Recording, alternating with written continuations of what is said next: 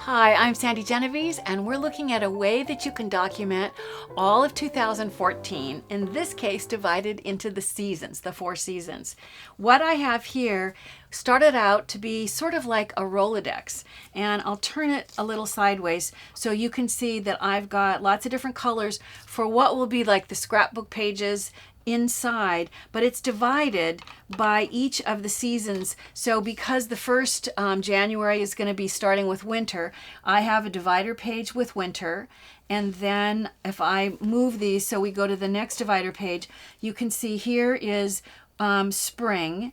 And then if I slide those along this metal tubing to go to the third divider page, here you can see summer, and then to the final one, which would be for fall. So I've chosen to take this Rolodex style and turn it into what will be a place for photos and journaling, but divided by seasons.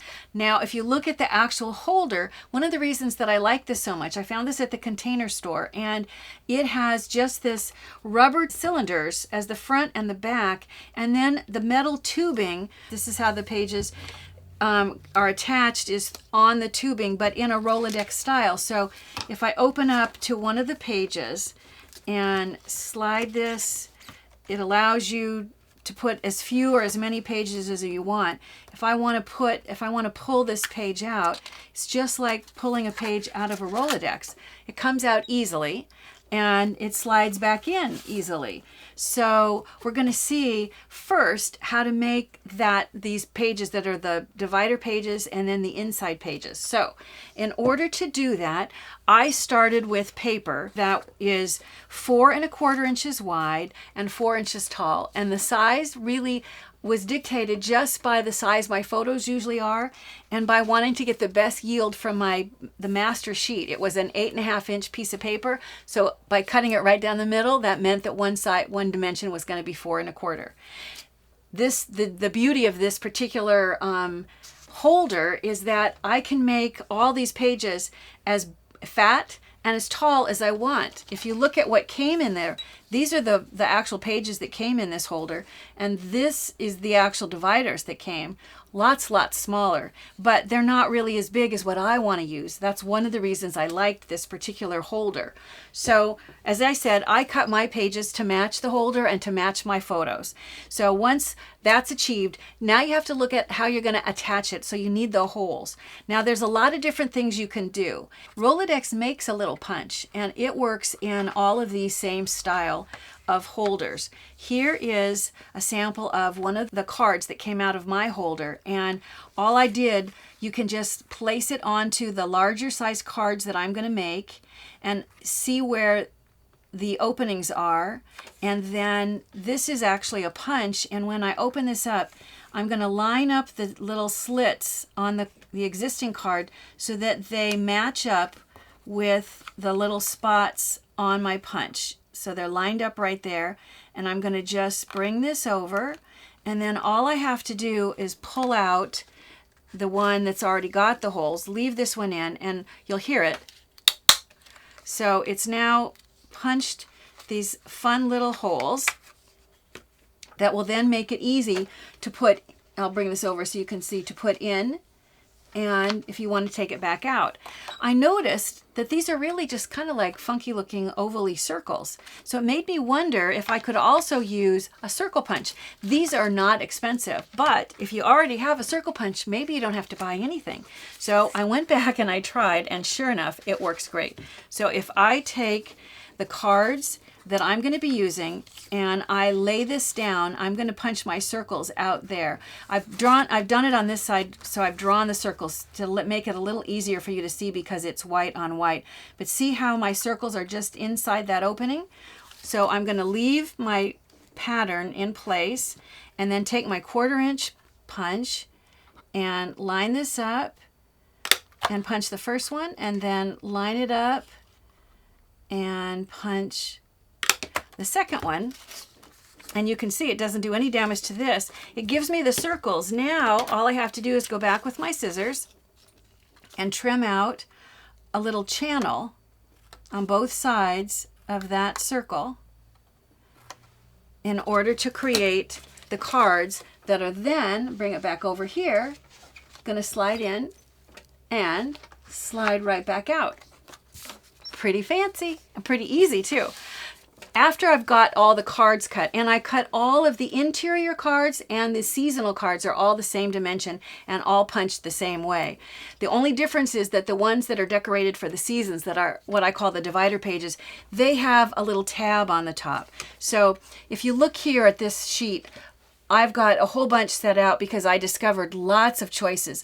All of these are self-adhesive. I used the green, so let me go ahead and I'll try the yellow just for a change. But it's self-adhesive. I peeled the backing off and it's going to stick. I decided to alternate mine. So I came in and from each end, and I have the stickiness on underneath. So I'll turn this over and you can see all I've done is just lined up. It's so clear. That's what I like about it. The plastic that had the stickum on them, it doesn't really show much, but it's on the back side. So on the next page, I came in from the other side so that they alternate. Once you have the tabs for the seasonal pages, then it's just time to decorate for each season. So here's a few that I did. I used a die cut for summer, and I had paper that had already been run through a Xyron machine. So all I have to do is peel off the backing of this sun in order to get the background for what will be the summer. And I'm going to go ahead and place it down. And then I used my circle punches in various sizes to cut layers so that they can stack. So I'm going to put adhesive on the largest one first and just put it right over the middle of the sun. And then I'll put adhesive. I might as well put adhesive on all three circles at the same time. And I'll try to use my tweezers so my fingers are pretty much out of your way. Then I'm going to just leave a little edge that shows all the way around, and then I'll bring in the red and do the same thing. And there I've got it decorated for summer. I could add summer if I want to. I could also write up on here. This is plastic, which I like, nice and sturdy. So this is going to really hold up well. For fall, I just took leaves. Here are a couple of fall leaves, and if I put some adhesive, of course you know you're going to put more adhesive than that. That's enough just to hold it together so that I can position it onto my page here. But I've just overlapped a few fall leaves in order to get a fall design. For winter, you can see here I just used a snowflake punch. Even though the snowflakes are white and my back divider pages are white, all I had to do was place a swatch of blue behind it in order for them to pop out. So it didn't alleviate my being able to use the punch that I wanted to use. So once again, there's winter, there's spring, there's summer, and finally, different fall leaves, but the same idea, there's fall. So this is using this fun container. I discovered tons of other containers, and I want to share with you these other options. If you still want a tray style, here is one, and this still has, you have limitations on the width, which is 4 inches, that you're going to have for these cards, but you could still make it as tall as you want. So basically, I could use the same size card would fit in this holder and make it as tall as you want, just limiting the size by the sides of this tray. But I also found that you can do this, and I've done this before. This is fun, and what I did on this one, instead of dividing it into 4 seasons, this one's divided into 12 months. So we'll go through and I'll show you, because I do spring cleaning in January where I wish I had an extra set of hands. I have all of my embellishments on the month, and if you flip it over, you can see that on the back side, of course, I have the journaling. And if I go back to one that I have the journaling on the back of all of the photo pages as well, so that when you look at the photos on each page, the journaling's on the back. So here was February with hearts. For March, this particular year, there was lots of rain, so I have the umbrellas. April was the month that we started this video series, so I have lots of photos from that. And then May, I have with spring flowers. June, As I've said before, I like the flip-flop weather that seems to really start happening in June. A flag or representation of a flag for July, watermelon for August. September is my birthday month, so that's why there's candles on that one. Candy corn for October, and more leaves for November, and then holiday Christmas trees for December.